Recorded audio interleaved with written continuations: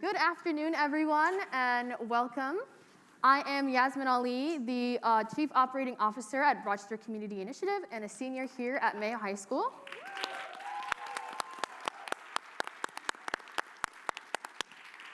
Thank you.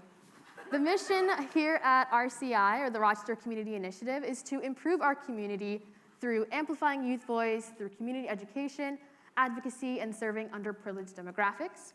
I'm pleased to welcome you all to Mayo High School and our community conversation on race and education today. This event is the final community event in a series that the Federal Reserve Bank of Minneapolis, the Minnesota Humanities Center, and former Minnesota Supreme Court Justice Alan Page are doing across Minnesota. They have been to Mankato, St. Cloud, Duluth, Bemidji, Moorhead, Fergus Falls, the Twin Cities, Pelican Rapids, and now Rochester. So we welcome them here today.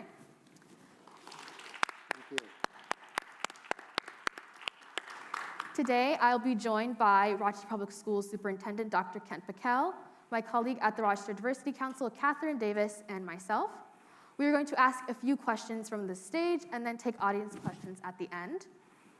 If you are online, please add your questions into the chat, and staff with us today will read those aloud. And now I'd like to pass it over to Catherine. Thank you so much, Yasmin. I am delighted to be here with you all today, and I want to thank RCI. And I want to thank the students at Mayo High School here and also all of you that are joining us online. Thank you so much for being with us here today. The Diversity Council's purpose is to grow equitable communities that are rooted in compassion, where all facets of human identity are understood and respected, and where every individual acts courageously and consciously. And one of our main focuses at the Diversity Council is education equity. And we believe that educational equity exists when all individuals are fully prepared for the roles of their choice, regardless of personal or social circumstances. Here's what we know. Minnesota is growing more diverse each year. These conversations are about what we need to do to serve our increasingly diverse student body and ensure that all children are included and given the opportunity to reach their full potential. In Rochester, the conversation on race in our schools remains an issue our community is grappling with. So with that, I'd like to turn it over to our panelists to introduce themselves quickly, and we will get right to the questions. And I just wanted to let you know that speakers, you are certainly welcome to take your masks off to speak. And so in accordance with Rochester Public Schools policy, we do allow that, and we just ask that you put your mask back on when you are finished. And so to the audience, again, as you think of questions, please feel free to enter those into the chat as well. And so we're going to go ahead and begin with Justice Page. Thank you. My name is Alan Page, former justice, retired justice of the Minnesota Supreme Court, where I had the good fortune to have the people of this state put their trust and confidence in me and allow me to serve for a little over 22 years. I'm a former Minnesota Viking, the Chicago Bear, and I come to this topic, education, opportunity, and equality. For me, it's about justice, whether it's educational justice or the other kinds of justice that flow from that, health justice, social justice, racial justice. For me, it's about justice.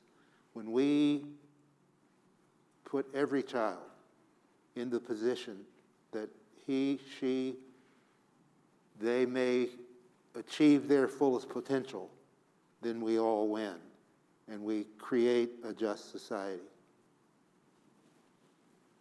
Thank you so much, Justice Page. Thanks for being here. Dr. Paquel. My name's Kent Pikel. I am the superintendent, formerly known as interim. That was a Prince reference for those of you who are too young to catch that. I have been in Rochester since July, and really, really honored to welcome our guests. This is an incredibly important discussion that especially all of you students need to be engaged in, because whether the Page Amendment becomes law and part of our Constitution or not, the issues that are being raised here are fundamental to our future. Thank you so much. Kevin. Good afternoon, everyone. My name is Kevin Lindsey, and I have the pleasure of serving as the CEO of the Minnesota Humanities Center. Our vision is a just society that's curious, connected, and compassionate. Curious that we come to conversations with open hearts and open minds. Connected, as Dr. Martin Luther King reminds us, we see ourselves tied to a garment of mutual destiny. And compassionate, that we're motivated beyond empathy toward action. And when we think about a democracy, appreciate the words of Justice Page, especially on this tour, is that we actually have to listen authentically to one another. And we also have to agree to commonly approach and solve our problems together. And that starts in the educational classroom. So appreciate being a part of this conversation as the CEO of the Minnesota Humanities Center. You may hear me reference a former position that I had. I had the privilege of also serving as the Commissioner of Human Rights under Governor Mark Dayton for 8 years. Great. Thank you so much. And finally, Neel. Good afternoon, thank you. My name is Neel Kashkari. I'm the president of the Federal Reserve Bank of Minneapolis. We are part of the nation's central bank. There are 12 Federal Reserve banks around the country, and we at the Minneapolis Fed represent this region, which is Minnesota, North and South Dakota, Montana, part of Michigan, and part of Wisconsin. Now, what does the Federal Reserve do? We were created by the United States Congress in 1913. Think of it this way, to try to manage the ups and downs of the U.S. economy, where we want an economy that's growing with steady growth, not overheating, but also not limping along. And one of the tasks that Congress has given us is to achieve what we call maximum employment. As many people in our country as possible gainfully employed and able to contribute to our economy. So why am I here today? I'm here today because education is a key driver of any one of our success in the job market. If you have more education or better education and more skills, you will have more job opportunities. You will probably earn higher wages and be able to provide for yourselves and your families. So at the Minneapolis Fed, we don't set education policy, but we care a lot about it because it directly affects how competitive our region is and how competitive our country is. And if we want our economy to grow, if we want Minnesota's economy to grow, then we need to educate all Minnesotans. If we only educate some Minnesotans, our economy is going to be smaller because those folks who are left out are not going to be able to get good jobs and not be able to contribute to our economic future. And so that's why I'm at this conversation. I'm proud to have partnered with Justice Page and proud to be with Kevin on this tour together and appreciate his support. The Minneapolis Fed has done decades of work studying the value of investing in education. And the work that we're doing now with Justice Page builds on that. And I really look forward to getting to our questions with all of you. So thank you. Thank you so much, Neel. And now for our first question. Yasmin. Yes. So you all come from various roles that inform your goals and views of education. So with that in mind, how do you see a quality education that fully prepares children to participate in the economy, democracy, and society in the 21st century, impacting the future of Minnesota? Let's start with you, Dr. Paquel. I'm going to try and be brief so we can hear a lot from our guests. And so I'm just going to say the main two parts I think a quality education includes is the mastery of fundamental knowledge and skills, and critically, the ability to apply those knowledge and skills to solve real-world problems and complete tasks, whether it's in post-secondary education, the job. We have a real struggle doing both of those things at the same time, but if you look at the highest performing education systems in the world, they do both very well. They not only master reading, math, science at high levels, they can use what they've learned to solve real-world problems. That's a real struggle for us right now in our educational system in the US, and so it's not an either or, it's a both and. Awesome, thank you so much for discussing the sort of two main parts of that. Let's move on to Kevin. Could you repeat the question one more time? Yes, of course. How do you see a quality education that fully prepares children to participate in the economy, democracy, and society in the 21st century, impacting the future of Minnesota? I guess building off of what Superintendent Pikel said, we sometimes think of jobs sort of being very regional. We're actually in a global economy. So I read this book called The Coming Jobs War, and when I was the Commissioner of Human Rights, I would often use it, and I would be talking about education-related issues. All around the world, we're having a transfer from a demographic standpoint. When I came to Minnesota in '91, 1 in 10 individuals was over the age of 65. Now, all of you in the audience, you will never know a workforce where 1 in 5 people aren't over the age of 65. And no child in kindergarten today will ever know a United States where there isn't 1 in 5 people over the age of 65. That's a fundamentally different workforce. So what does that then mean when we're talking about competing with European countries, or we're talking about competing in Asia, South America, or in Africa? Africa, South America, much younger countries, very similar to 1 in 7 or 1 in 8, where you have Japan, where you have as many people over 100 in Japan, right? It's one of the oldest countries in the entire world. So if we're looking at preparing students, how do they understand the workforce that they're in the global stage, and how do we understand to prepare from an emotional quotient? Again, harkening back to what Dr. Paquel is saying here, math, science, but taking that input, that information, and making it practical, making it real, and not just simply for the region that you're in, being able to provide goods and services all across the entire globe. That's really what we need to do. One thing which is fundamentally different here, and this is bringing us part to this conversation, I gave you the age demographics. We also know that there are racial demographics which are changing. So 7 years ago, for the very first time, more children in the United States that graduated high school identified as a person of color. And that's going to continue going forward.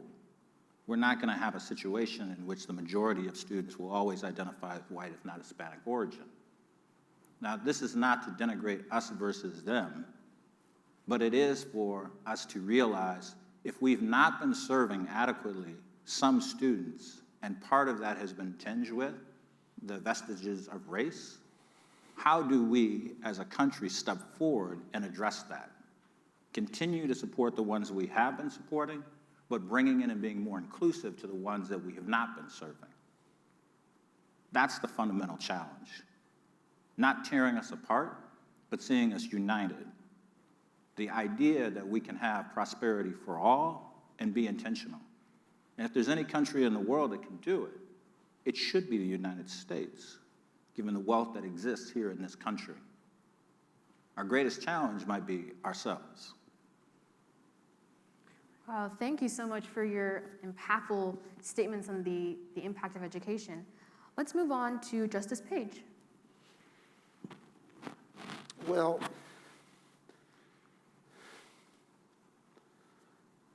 let's think about it in this context. Here we are.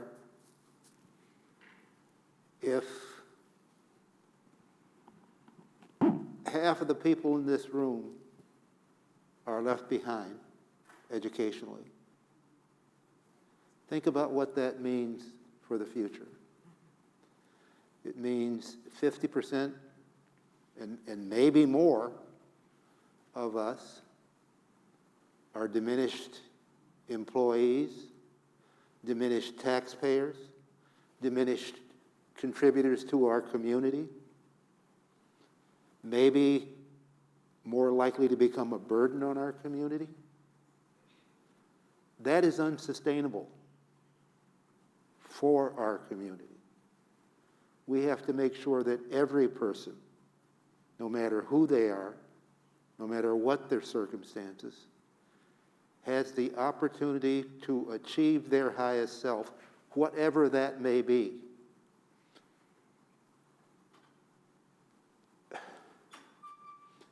And think about it also in this context.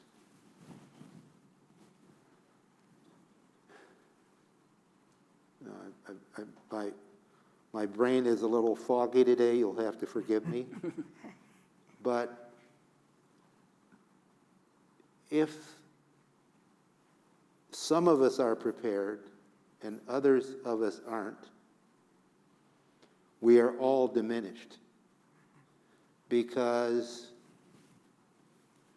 I learn from you, you learn from me. And if we don't prepare everybody to benefit from each other,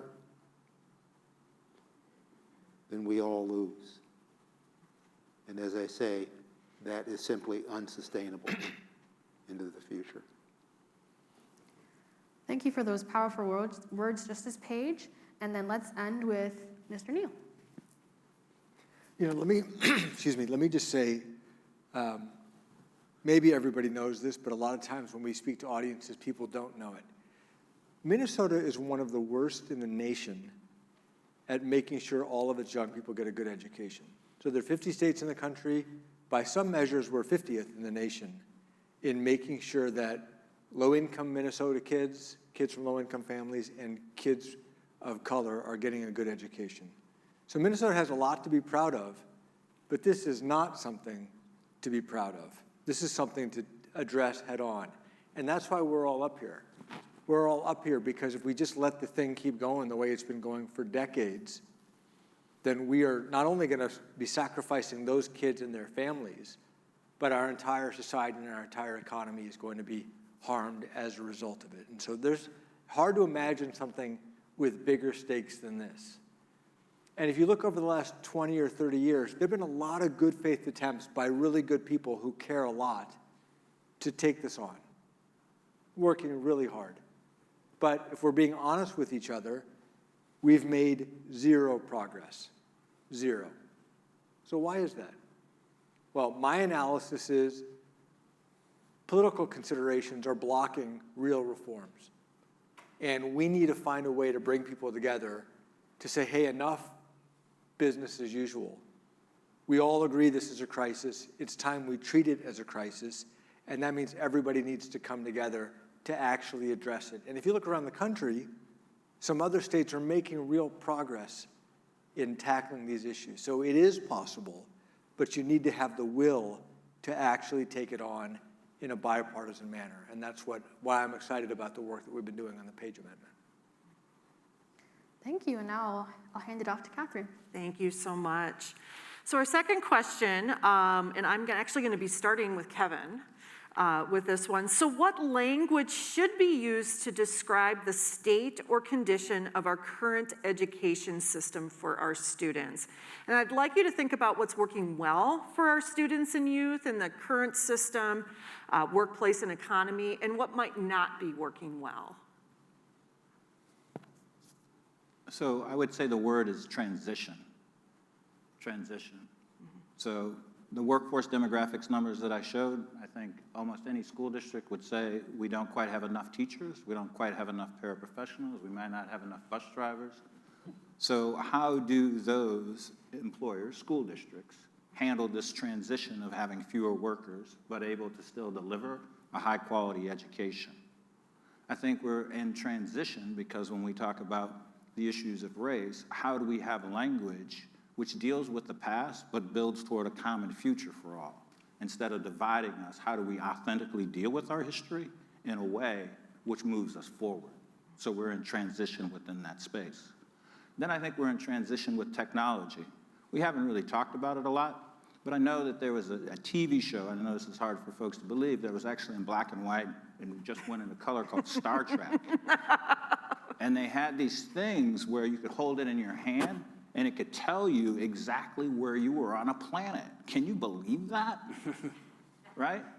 But it is ludicrous, right, to say that out loud. But just think about how much technology has changed in a lifetime. My mother grew up an hour away from Little Rock, Arkansas. She was 13 years old at the same time the order came down to desegregate schools in our country. She lived in a 2-bedroom house where the bathroom was outside. She did not go to college, but she did work for a company called Motorola. She did work as a key puncher. She did work very hard within that space.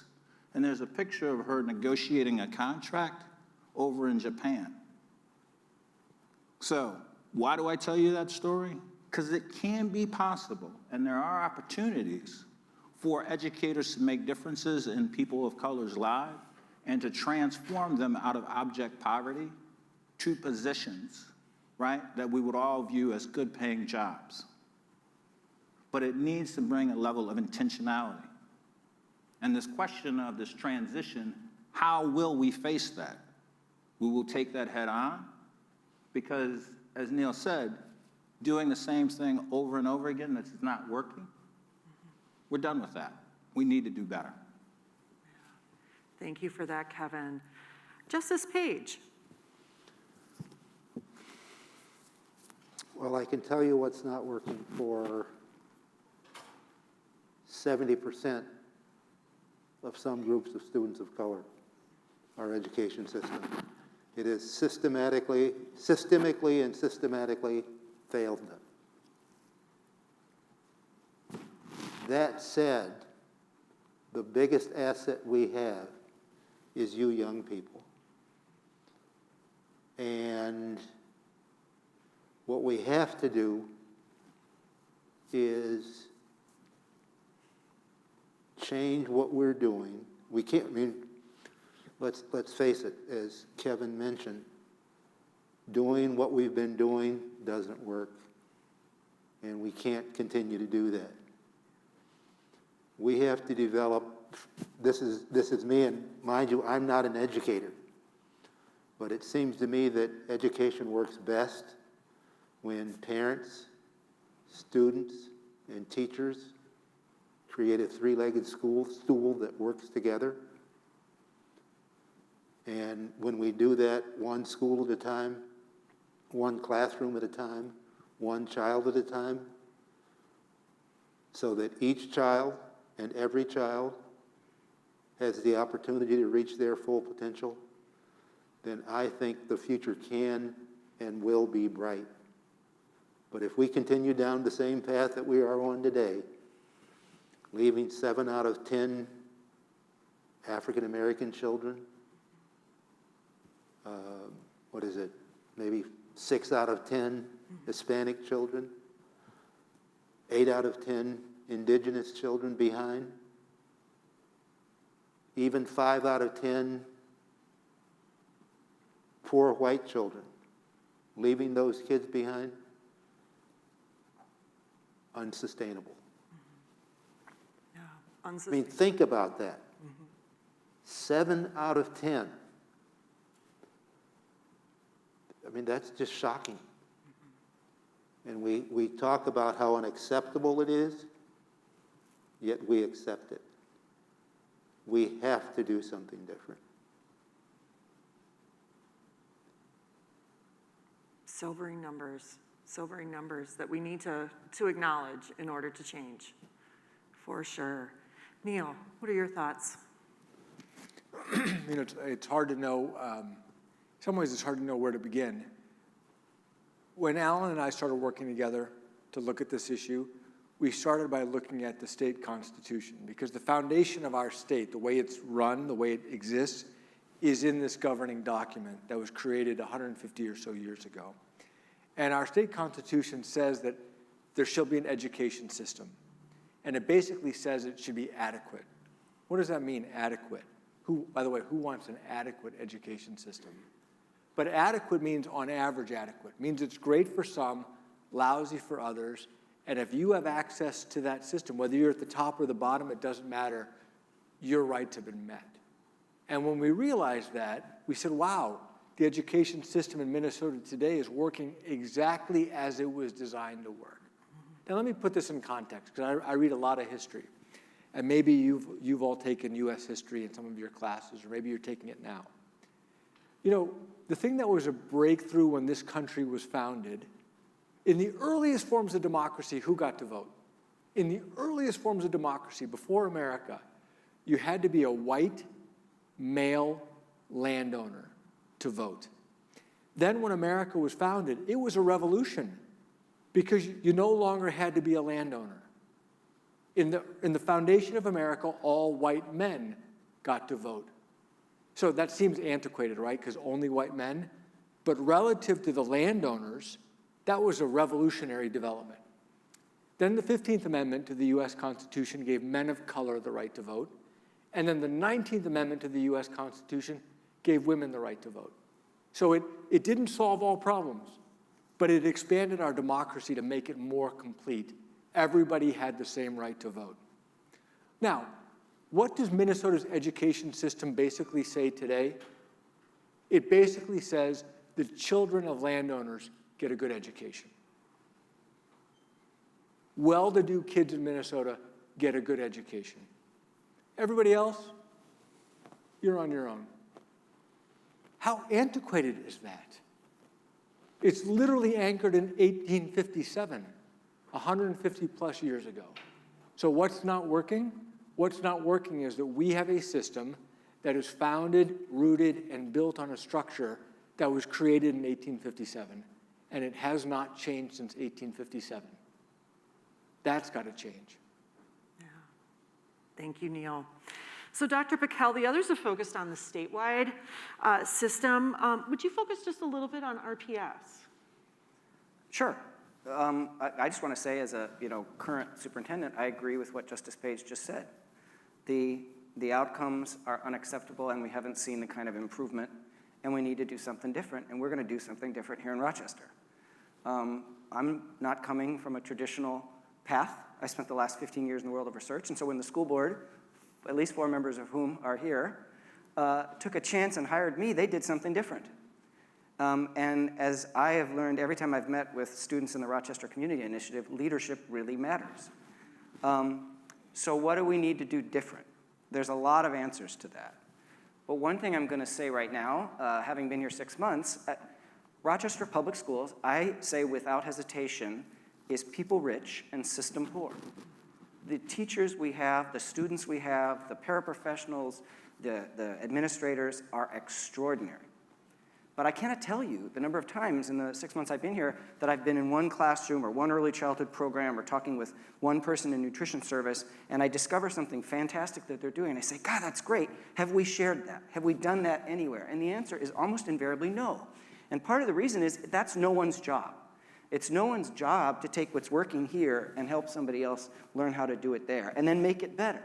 And that's what I mean system poor. That's what the system piece has got to be, because if we keep trying to do this one classroom at a time or one early childhood program at a time, we don't get to what in the nerdy world that I come from is called scale. We have these little examples that are so exciting and inspiring, but we don't actually change the trajectory of millions and millions of kids. But I don't want to sound like at all negative about that, especially as somebody who's just kind of crossed into a new longer-term opportunity here in Rochester. There was a line when I was teaching high school in the 90s that I had my students write about from Bill Clinton's inaugural that said, there's nothing wrong with the United States that can't be fixed by what's right about the United States. And I believe that's true about Rochester Public Schools. There's no challenge in the school district that can't be fixed by going to those classrooms and finding those practices and finding ways to take them to scale across the system. So there's lots of other stuff that has to happen, but I think that the opportunity's there, and it's going to take kind of an all-hands-on deck. And I'm open, somewhat unique for sitting superintendents, I'm open to the possibility that some kind of a legal requirement like the Page Amendment is what it's going to take to break a logjam that we've had for a long time. Now that, in my world, is very controversial. I think we have a lot of homework to do to figure out if that's the case, but I agree. For sure, they've got the diagnosis right, which is we're not improving those outcomes for kids who need it the most. I'm not positive yet about the cure, but I think they've got the diagnosis. Thank you so much. Yasmin. Yes, so on the topic of what's working and what's not working, what do you all think is the single most pervasive barrier to support change in the current educational system, workplace, or economy? Let's start with you, Neel. You know, things don't change because they work for some people. And there are one of the things that I've learned over and again, things are the way they are for a reason. Somebody's benefiting from the way things are. And if the majority or a large percentage of folks who are in power, things work just fine for them, then they resist change. They don't want, if the Page Amendment is enacted, if it goes to the voters, and the voters pass it, what it will do is give power to families and to students and to teachers who don't have power today. And there are some people who are afraid. Wait a second, if you get power, that implicitly means I'm going to have less power. I don't like the sound of that. And so that's the challenge in our democracy. Democracy is a wonderful thing. I believe in it with every fiber of my being. But the challenge is people can fear change. Now, the good news is education is not a zero-sum game. I have 2 children of my own. If I help to make sure you get a good education, that doesn't mean that my children are going to get a less good education. Knowledge can be shared widely. So that's the challenge that we have to open everybody's eyes to, is that educating more people, giving more people a good education does not mean taking something away from those who are getting a good education today. And that's the challenge that I think we have before us. Thank you so much for those powerful comments. And Dr. Paquel, what do you think about this? You know, I'm going to do what you should never do on a panel and just say amen and and agree. All righty then, we'll move on to Kevin. So I heard a lot of good things from my good friend Neel. First off, change is incredibly hard. I think I did not really appreciate how difficult change was until I had to lead an organization in my mid-30s. Because you have to frame it for people, you have to make them feel secure, and you also have to give them space to experiment in moving through change. So when I talk about transition, I want to be really clear, that's a difficult lift for a school. I think the other thing is zero-sum game. In the United States, we're really good of winners and losers. And we're really good at sort of saying, I won, so therefore you lost. And the folks that have, quote unquote, lost, feeling that there was no sense of accomplishment for all that they got to. That's really difficult for us. The last thing going to your question, though, was, and this is also an issue of culture within our country.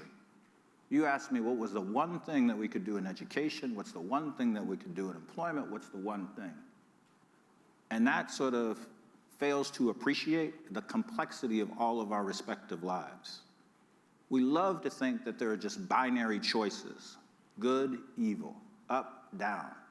Actually, there's multiple things that have to go on at the same time. And I think that's really going to be the challenge. So I'm going to appreciate the fact that I was at Gage Elementary School today, and I want to commend the teachers there, sitting down with some of the first graders. It was amazing to see all of the questions that they had. They were really engaged when you were reading books. So there's good things which are happening. One of the books that I read was on our Lieutenant Governor, Peggy Flanagan, so this will go to one thing that needs to be done. We need to tell the stories of BIPOC people, not just in school, but all through our society. Again, going to this zero-sum game. They lost, we took their land, therefore there's nothing for us to learn from them. And that does not only just apply to Native American individuals, but also individuals which we refer to as where is the Mexican border as well. We need to elevate and amplify the learnings that can happen from a wide variety of folks. It's no longer zero-sum. So, appreciate this question, but if anything, it's a much more complex world than we sometimes like to make it out to be.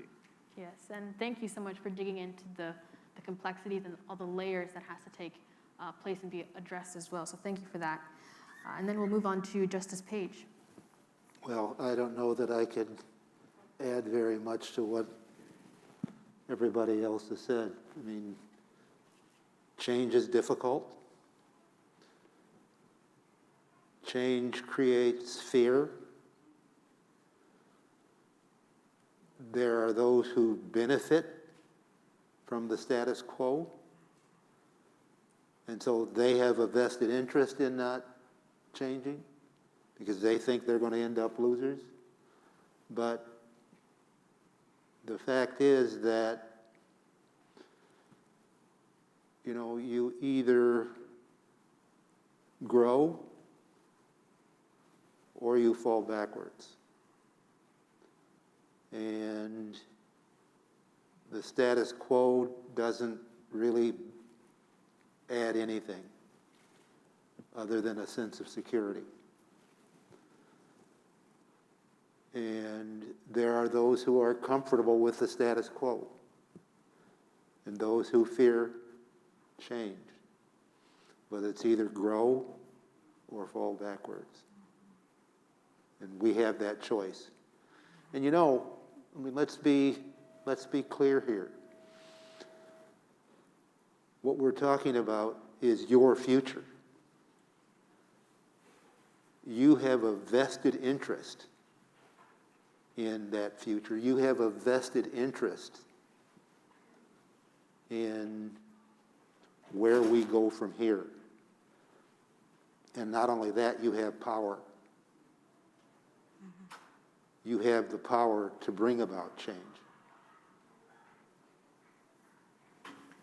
Thank you so much for your inspiring words on that and what change can really do for all of us as young people and for education in Minnesota. I'll go ahead and pass it back to Catherine. Thank you so much. So we do have a couple of individual questions for our panelists, and I'm actually going to start with you, Dr. Paquel. So during your time here as superintendent, you've learned about the educational strengths and gaps, and you've spoken a little bit about that already. What solutions do you see as achievable? Many solutions are achievable, and there's not going to be one single solution. I think in education we've tried for a long time to look for what sometimes gets called the silver bullet, the one thing that's going to make everything change. And the hard reality of looking at systems that really have raised the educational performance of kids coming from historically marginalized communities is they do many things, and they do those many things well. But part of my job is to not make things so complex that everybody's head explodes and you can't figure out the path forward. We need to keep things, there's a famous quote sometimes attributed to Einstein, make something as simple as possible but not one bit simpler. Because if you make it too simple, you lose what's going to work, but if you make it too complex, nobody can understand it. And so I'm sticking with my answer from before about the system is the thing.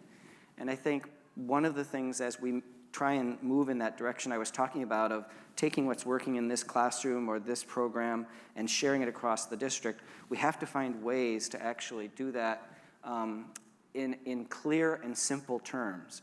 Because the challenges that our teachers, paraprofessionals, administrators, social workers, counselors are facing are mind-numbing in their complexity, and we have to help them make the work of addressing these disparities as simple as possible, but not too simple. So that's an overly complex answer to your question, but I think it's back to that idea of seeing Rochester Public Schools not as a school system, like one big monolithic thing, but a system of schools. And if you really want to nerd out with me at some time, I can talk to you about the difference between a school system and a system of schools. I love to nerd out. All right. So systems of school, I like that. Yasmin. Yes, and so the next, I guess, specific question is going to go to Neel. And considering your work at the Federal Reserve, can you speak to how you view educational outcomes as tied to impacts for Minnesota at large? Yeah, this goes back to where I started, which is it's all about our economic competitiveness. Do we want Minnesota's economy to grow versus other states in America versus other countries around the world? It is a competition. An economic competition. And so if we are doing a bad job educating our young people, we are going to lose out to other states. And the great, Mayo is obviously a brilliant institution here. If they can't hire the doctors and the nurses and the technicians that they need here, then they're going to hire them somewhere else. And then they're going to grow somewhere else. Same thing is true for Medtronic or General Mills or Ecolab. Big companies and small companies. And so this is really about Minnesota's economic future and our economic competitiveness. Now, I'll tell you something. I moved here from California for a bunch of reasons. For my job, but I also happen to like the weather. I like the seasons. I like the snow. I like the cold. I'm a little weird in that way, okay? Most people have given the choice between living somewhere warm and living somewhere cold are going to pick the warm place. So we don't have that going for us. So we better do a good job actually making this an attractive place to live, an attractive place to raise a family, because the weather is not in our favor. And if other states like Florida, like Texas, for example, do a better job educating their young people, well, then they got the weather going for them, and they've got other things going for them, and we're going to lose out. And so the question is, do we want Minnesota to be vibrant in the future, or do we want us to be lackluster and lagging behind? It's literally that important. So Kevin, how do you think of quality public education inside the classroom will shape Minnesotans outside the classroom? I guess I'm going to piggyback a little bit off of what Neel said. When we take a look at the 20 largest metropolitan regions in the United States, Minnesota is the 13th largest GDP producing region. This is a little dated, but this is when I was a commissioner, I would be using this data from the Fed. But we would be the 17th largest from a population basis of those 20 regions. So in essence, we didn't have as many people as some of these others, but we were outproducing them from a GDP standpoint, gross domestic product standpoint, okay? And part of that is because we had a very good educational system that was serving some. But as our workforce becomes more diverse and we don't have as close a connection to serving those students, we put our economic future, not just for one individual, but for the whole region in jeopardy. So that's why when I made the initial kind of statement about the global marketplace, that's really what we're talking about. I want to drive home one point just on disparities. When I was commissioner, we did a suspension settlement agreement with several school districts. And at that point in time, Minnesota was double the alarming rate of suspension rates across the country. So across the country, an indigenous child is 5 times more likely to be suspended than a child that identifies as white and not of Hispanic origin. In Minnesota, it's 10 times as much. If you're an African-American student, it's alarming again across the country that you're 3 times more likely to be suspended than a child that identifies white and not of Hispanic origin. In Minnesota, it's 8 times as much. Now, I want to be really clear, when we did this study, we didn't take a look at fighting, we didn't take a look at drugs, but those numbers of disparity stayed the same. The most powerful indicator of a child's success is a child being in the classroom. How can we have such great disparities and call ourselves educating all and being inclusive? We solve this, it helps us economically, and it also helps us, to your question about the democracy piece, hopefully it sets an example for other states that are in the same kind of poor numbers that we are, that you can turn it around and you can make a difference. That's the goal we should set for ourselves. That's what we should strive for. Can I interrupt for a second? Kevin, can you tell the story that I heard that you shared before about one of the reasons they suspended students? So all school districts, when they suspend a child for a complete day, they have to report data to the Minnesota Department of Education. So we looked at 5 years worth of data. Those numbers that I gave you was just not like a one-year blip. These are kind of consistent numbers going over. And there's a couple categories on there which kind of catch people's attention. One is attendance. So if the child's not there in class, there are some school districts that are suspending them and keeping them out of class, which seems counterintuitive, right? And then there's an other category. And again, the Department of Education has 27 different categorizations of reasons for suspending somebody. So you would think if you've got 27 different ways in which you can identify why a student would be suspended, you might want to track when you get to why the other 27 weren't applicable. Invariably, when we sat down and asked superintendents, many superintendents had no idea of the reasons or rationale why they were suspending a student. I mean, the list from the Department of Education would go down to tobacco, it'd go down to tardy. I mean, it had a lot of granularity to it, but these school districts couldn't identify. Now, appreciate the example that we have here, seeing every child as being precious. But how can we really say that we don't see children as being precious when we're having them being suspended and we don't know why? They're not in the classroom.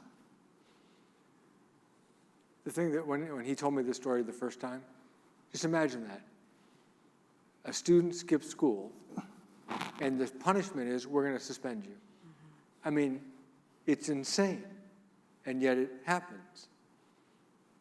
I have to say, not here. Okay, thank you. I said present company excluded. No, actually, I mean, believe me, we need to improve in that area, but that is not a practice that is happening in Rochester. Well, thank you, Kevin, for taking on that question and telling us and leaving us with that. And then to Justice Page, following your football and judicial careers, how has your relationship with education evolved in your life to the place you are now with the Page Foundation and the Page Amendment? Well, my relationship to education actually began before my football career. I had parents who knew and understood the importance and value of education.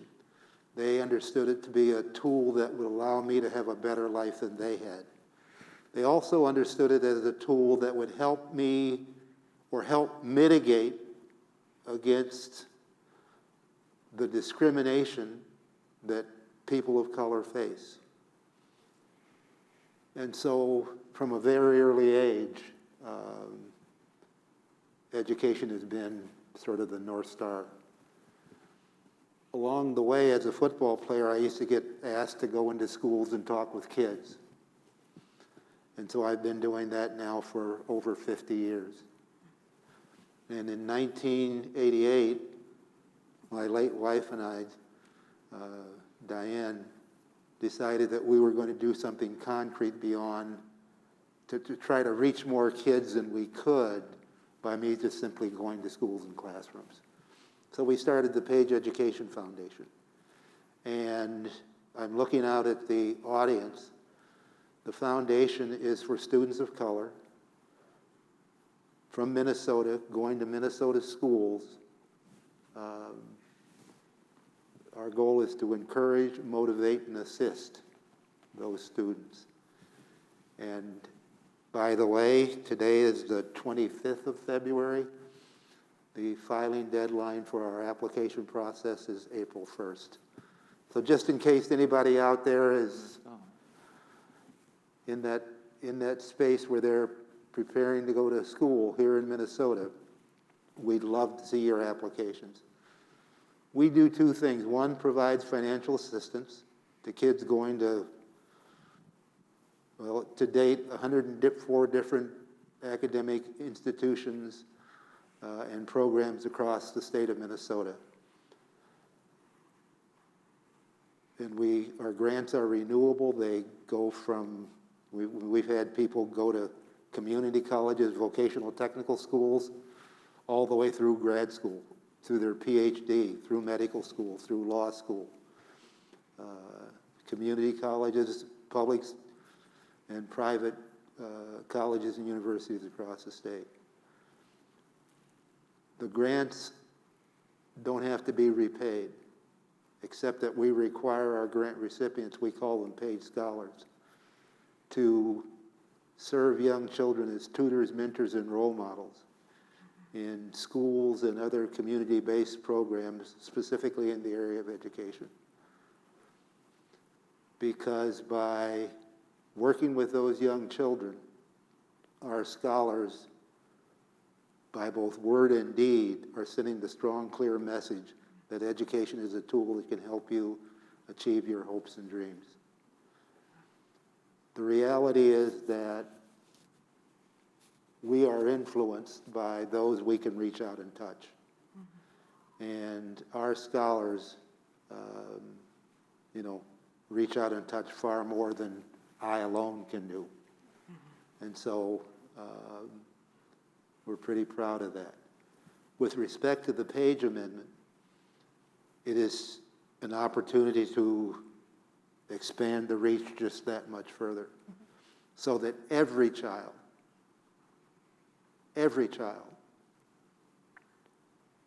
has the opportunity for an education that will allow them to achieve their highest potential. Again, whatever that may be.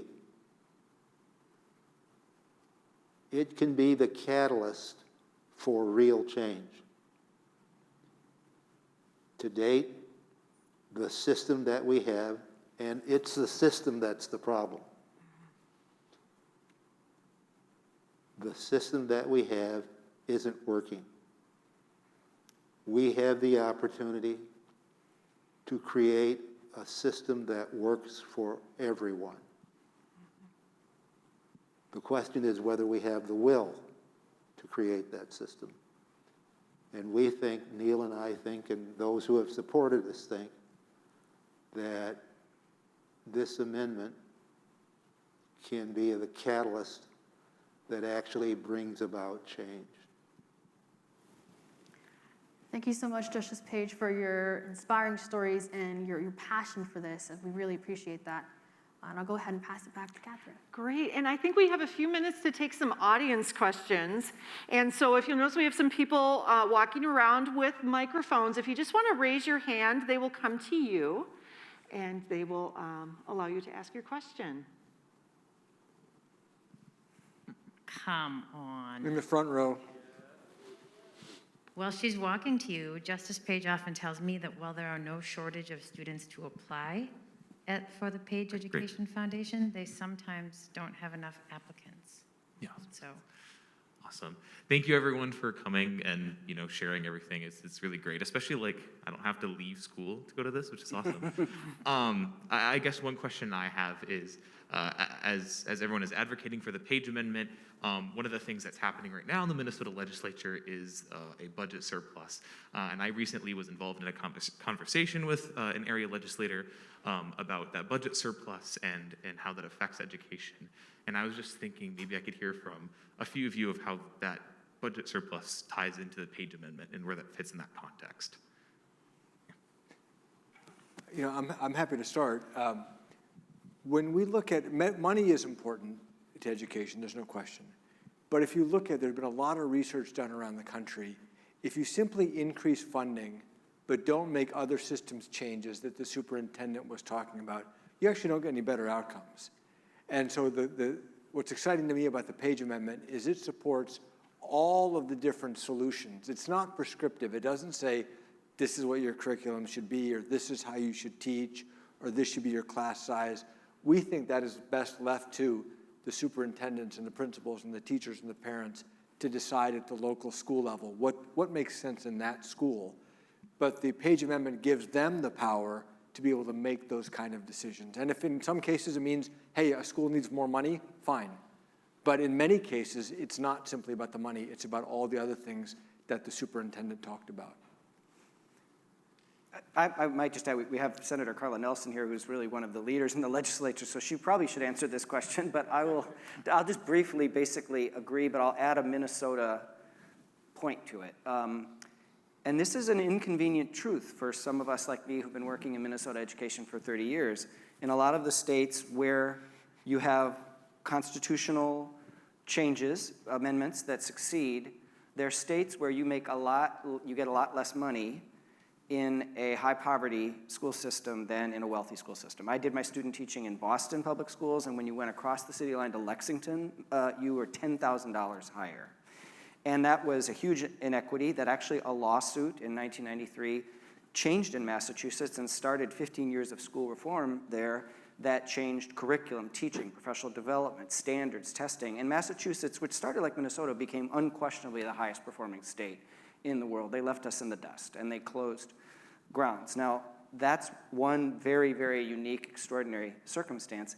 In Minnesota, unlike Massachusetts at the time and other places, we have more funding if we serve more high poverty students. I think that's appropriate, but it, I think, should further increase the urgency of putting in place the changes that we need to put in place.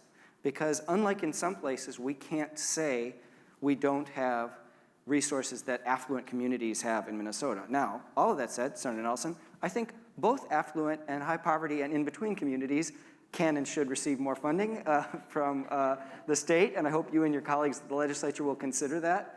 But it's a critical question, because in a lot of places where these amendments have passed, they were rectifying the fact that if you were a high poverty area, you had a lot less money. That's not the case in Minnesota. And if we're gonna be honest about our situation, we have to actually acknowledge that. So, very perceptive question. Well, thank you for the opportunity. I just want to really applaud all of the students who are here today. That says a lot. That you are here on what I assume is your free time or your lunch time to be able to learn and listen about what's going on in our state and how it impacts you. And I do applaud the panelists as well.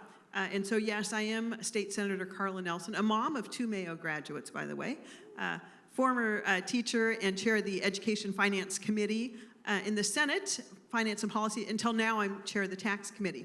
But to the point about the Page Amendment, I think this has been a very good discussion, and the diagnosis is correct. Right up and down, correct. The question is an amendment to the Constitution a solution? And that is the question that the legislature is toying with. Not toying with, is it debating? I tend to know that legislatively, those decisions result in policy and appropriations or funding. Court cases do not make policy, as the chairman said. Court cases do not appropriate money. By the Constitution, that is through your local elected legislature at the state level or Congress at the federal level. So while I agree with the diagnosis and I despair with you on that diagnosis, we can and we must do better. And I expect we will because of people like you. I am very cautious that a court decision will impact those equity decisions that we want to see. It will impact lawsuits. The state already spends hundreds of thousands of dollars, most likely millions of dollars a year in addressing lawsuits. So I'm with you on the diagnosis. We've got to do better. I'm not sure that the amendment, a constitutional amendment, is the way. But the appropriations is the... Oh, the appropriations. Yes, certainly we need to make sure that our education funding does keep up with inflation. It has over the years, and to the point, sometimes we have to make sure that that money gets to where it needs to be, and we also need to make sure that the money is used for those things that we know that work, like making sure kids start kindergarten ready to learn, early learning, make sure that early literacy is on the docket, all kids know how to read, and make sure that we have established pathways to career. So there's a lot of things. Education will, I would anticipate, I'm not the chair anymore, but I would anticipate that education will once again see additional funding. But the challenge is we finance based on the number of students. So when you have fewer students, because of declining birth rates and all kinds of other reasons, there is less dollars. So the money does follow the students. Can I just respond to the funding question? What is it, $52 billion a year is the state's education budget? The total state budget is $52 billion. Okay. It's 52% of that, or so, it's a significant percentage of the state's budget. And think about what I said before. 7 out of 10 black kids are being failed by that education system. Same roughly percentage of Latino kids and indigenous kids. 7 out of 10, the money that we are spending is being wasted. And so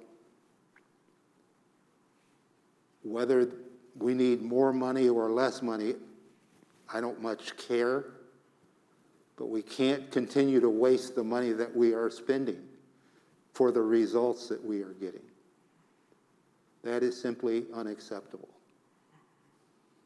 And since I've got the microphone, I will just, one comment about the courts and lawsuits. Courts don't make policy. They do make decisions, however.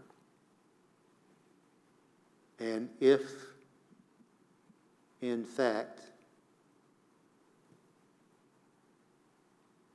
a child's right to an adequate education system is being failed, they can say that and say that something has to change. If this amendment passes and a child's right to a quality public education has not been vindicated, they can say that and say change has to take place. And quite frankly, there are mechanisms which can limit the damages that one might receive. I mean, so it's not like it's an open checkbook. But I do know this, that the status quo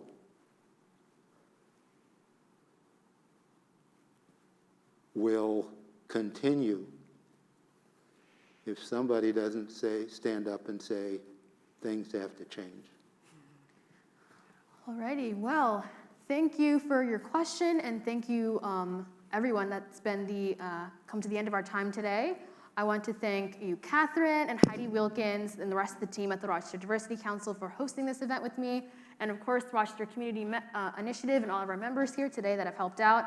Thank you to Principal Prigge and Mayo High School for opening your doors, and to RCI in this event.